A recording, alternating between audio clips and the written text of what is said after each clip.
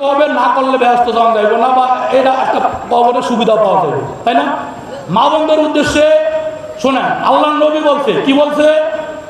ইজা ইজা সাল্লাতিন মার আতুন খামসাহা ওয়াজাত সাহারাহা ওয়াতাআত জাওজাহা ওয়া হাফিজাত ফরজাহা। কোন মা বোনরা যদি 4টি কাজ করে, কয়টা কাজ? 4টা।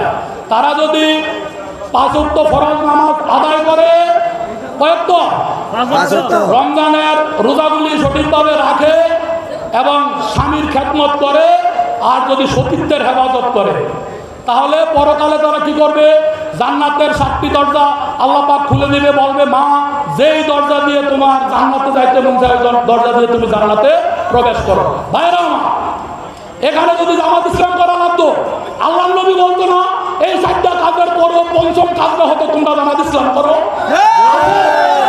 কোথাও নাই, কোথাও নাই। আল্লাহর নবী মহিলাদেরকে বলছে এই 4টা কাজ, তোমরা 5 ওয়াক্ত নামাজ পড়ো, ফরজ রোজা রাখো, স্বামীর খেদমত করো, সতীত্বের হেফাজত করো।